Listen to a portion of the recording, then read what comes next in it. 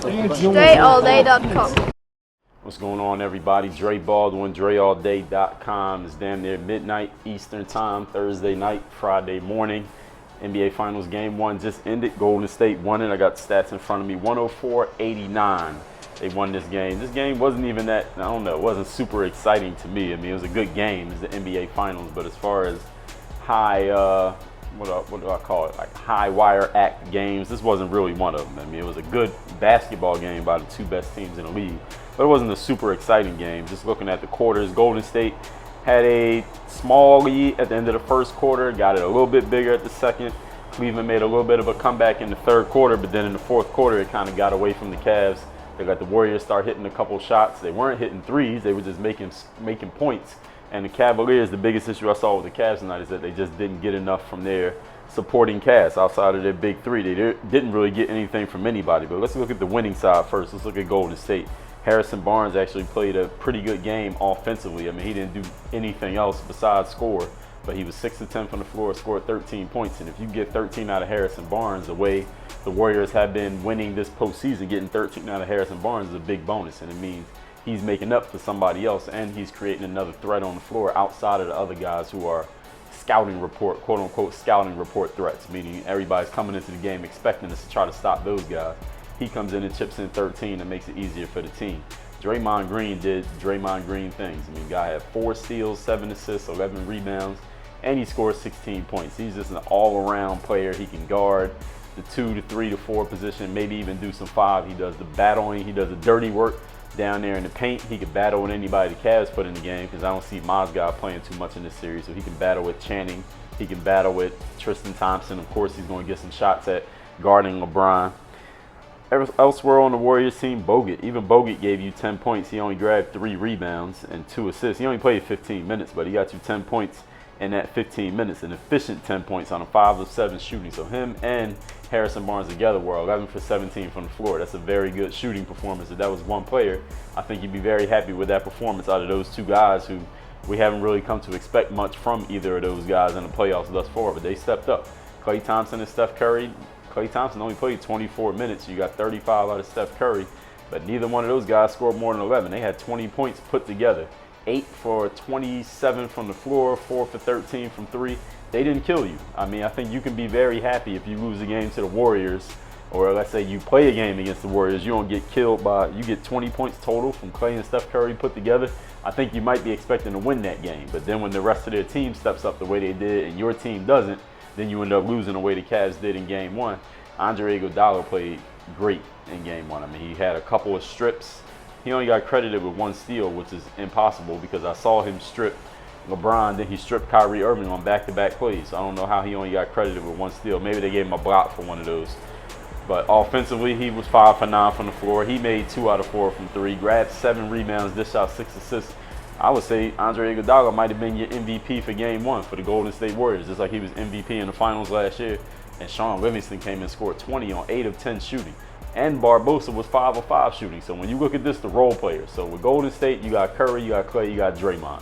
Those are your 3 all-stars. But then when you take Harrison Barnes, Andrew Bogut, Iguodala, and Sean Livingston, all of them shot the ball at least 9 times, and they all made more than half of their shots.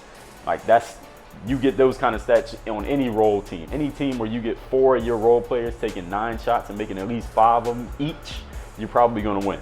If you got at least 2 other all-stars on the team, let alone 3 all-stars, you're probably going to win that game. If the Cavs had that with 4 guys shooting 9 shots and making half of them, and their all-stars still doing something, I mean, maybe they weren't terrible. I mean, Klay and Steph weren't terrible. They just weren't doing a lot offensively. They weren't doing a lot of killing offensively.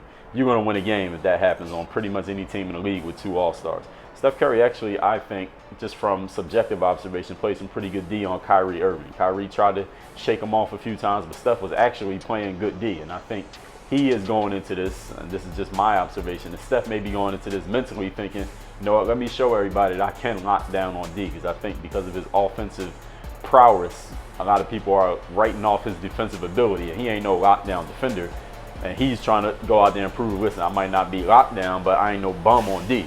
So I think he wants to go out there and prove that against a guy like Kyrie Irving, who can put the ball in the basket. We all know that he can put some straps on and play some D. So let's go over on the Cleveland Cavaliers side. As I mentioned, everybody on Golden State. On the Cavs side, I mean, LeBron James had a pretty LeBron game. 9 assists, 12 rebounds, 23 points. He was 9 for 21 from the floor, which is not terrible, but is also not great. At the same time, made half of his threes. He only got to the line 4 times, so he didn't really get a lot of foul calls. 4 turnovers. Overall, is a pretty good LeBron game. I mean, if you get this kind of stat from LeBron and you get some contribution from the other 2 guys in the big 3, you would expect the Cavaliers to win this game. So let's look at what the other 2 guys did. Kevin Love, pretty good. 17 points, 7 of 17, 13 boards. Kevin Love had a pretty good game. He started off good. He missed a lot of shots that I thought he definitely could have made, which I think he thinks he could have made. Those made shots could have made a huge difference in his game because it would have changed the momentum and changed what Golden State ended up doing, going in transition off a miss rather than having to take the ball out after a make had Kevin made those shots. Kyrie Irving was 7 of 22 from the floor. He didn't shoot well, but he did get to the line 12 times and made 11 of them. Scored 26 points, had 4 assists, 3 steals, only 3 turnovers. I think Kyrie played a good game scoring-wise. I don't think Kyrie made much of an impact doing anything else, not with his passing, not really with his playmaking. He took the most shots of anybody on the team. He only made 7 of them. Kyrie got to make shots. I mean, you're going to have to get Kyrie in that 50% percentile area when it comes to shooting percentage. If he's going to lead the team in shots, he got to be making shots. That's pretty much the bottom line of it. But the challenge for the Cavs tonight was that they got absolutely nothing, 0 from everybody else on the team, save for Tristan Thompson. Tristan started, had 10 points and 12 boards. So that's actually a good game for Tristan Thompson. He didn't block any shots, but his shooting percent, 5 of 11 from the floor. Now, a guy like Tristan Thompson who shoots almost every shot around the basket, I would expect him to make closer to the 60% range. 5 of 11 is not terrible, but let's make that 7 of 11. That, again, can make a big difference for the Cavs. It changes swings in the way the Warriors even get their opportunities offensively. So Tristan had a pretty good game, we can say. The Cavs got absolutely 0 from nobody else on the team. J.R. Smith played 36 minutes. He shot the ball 3 times. He made 1. They were all threes. He had 1 rebound, 1 block, and 1 turnover. That's all and 5 fouls in 36 minutes. So J.R. Smith was pretty much the invisible man. He was the invisible man in game 1. I don't even remember J.R. Smith doing anything. I just remember him turning the ball over at the beginning of the game. But other than that, J.R. Smith did absolutely nothing. In 36 minutes of nothing the Cavs got from J.R. Smith in game 1. This is what I said with J.R. Smith. You never know. Is he going to? Actually, you do know. In a 7-game series, you're going to get 2 or 3 games where J.R. Smith scores like 20. And he makes these big shots, and everybody on Twitter is like, damn, J.R. Smith is making plays.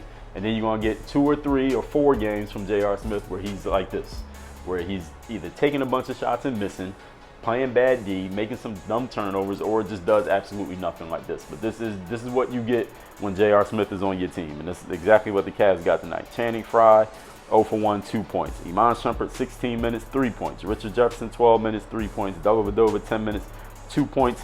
Nobody else on the team scored more than 3 points. How are you going to beat? You can't win a game in the NBA Finals where you got 3 guys scoring over 15 points. Tristan gets you 10, and nobody else gives you more than 1 basket. Nobody else on the Cavaliers team made more than 1 basket the entire game. That's ridiculous. And nobody else contributed stats-wise. If you look at the bench, this is what's crazy. You look at the Cleveland Cavaliers bench. Everybody who did not start, nobody. 1, 2, 3, 4, 8 people who came off the bench for the Cavs, or 7 people, however many this is, doesn't matter. 8 people. None of them grabbed more than 2 rebounds. Nobody had more. They had 1 assist total. Cleveland Cavaliers' entire bench had 1 total assist. Cavaliers' entire bench had 1 steal. Entire bench had 1 block shot. Entire bench had 3 turnovers and 3 fouls. So their entire bench was absolutely, they just didn't exist. So the Golden State Warriors, they got a good game off the bench from 1, 2, 3 guys. 3 good games off the bench from 3 guys. So basically they had 8 people contributing to their game tonight. Cleveland Cavaliers had 3 guys have a pretty good game. LeBron, Kyrie, Kevin. Tristan, you can say, had a pretty good game. That's 4. JR did nothing. So the Cavs played with 4 people. The Warriors played with 8. Now, I don't care what team it is. The team with 8 is going to win pretty much every night in the NBA. I don't care who was on their roster. If you switch that up, you say the Cavs get 8 guys contributing, the Warriors got 3, the Cavs are going to win that game. So the Cavs actually got to get some production from their bench. They got to get some production from their role players, which will include their big guys, their big 3 guys, creating more opportunities for the role players. Kyrie, Kevin, and LeBron, especially Kyrie and LeBron, they got to create opportunities for their teammates. I'm sure they're going to say that themselves in the post-game presser and between now and game 2. also, Kyrie and LeBron got to be more efficient, and Kevin Love got to be more efficient in making shots. I mean, that's just all there is to it. They make more shots. They draw more attention from the defense. They'll be a step closer to that guy, which means a beat away from the open role player who can now get a more open shot and hopefully knock down that shot. They better knock down that shot. The Cavs plan on winning this series. But that's pretty much it. That's pretty much all I can say for game one. Cavs got absolutely zero from their bench. The Warriors got a lot from their bench. Steph didn't do nothing, didn't do much. Actually, we could just say he didn't really do, I ain't going to say he did nothing. He didn't do much. Klay Thompson didn't do much. And they still won by a pretty comfortable margin just because of what they got from their bench. So the role players, even though we sit here and we debate all day about Klay can do this and Draymond this and Steph Curry can do this, that, and the third, and LeBron's better than this guy, not better, and Kyrie got all these handles, and Kevin Love is going to do something or not do something. And we spent all this time talking about the stars. Game one went to the role players, but I think as these games go on, I think it's going to be at least 5 or 6 more games in this series. My pick was Cavs in 6 for those who don't know. I'm sticking to my pick no matter what. As the series goes on, I think we're going to see a whole lot more of the star players actually doing their thing. But in this game, it was more role players. That's probably why it wasn't that exciting of a game, because it wasn't the big name guys doing stuff. It was the role playing guys doing stuff. So we will see what happens in game 2. Warriors are up 1-0. Game 2 is Sunday night at Golden State. I will see y'all. I guess y'all see that video Monday. Work on your game. DreAllDay.com. What could you not do with more confidence? Less attention to the negativity of other people, more focus on your goals than nothing else, and not letting unfortunate circumstances slow you down. Would all of those help you out? Well, go to DreAllDay.com/bulletproof. Check out my new 8-week course called Bulletproof Mindset. Get started, and I'll see you over there. Work on your.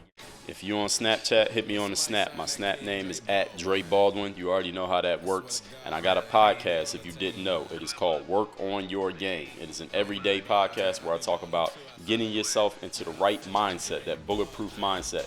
Getting yourself seen, heard, known. Getting the exposure you want and making things happen in your life instead of waiting for things to happen to or for you. Subscribe to that podcast when you're on iTunes, SoundCloud, and Stitcher. Make sure you check it every single day. Make sure you're subscribed so you catch the heat. Work on your game. Dre Baldwin. I feel like Dre Baldwin. I feel like Dre Baldwin. I feel like Dre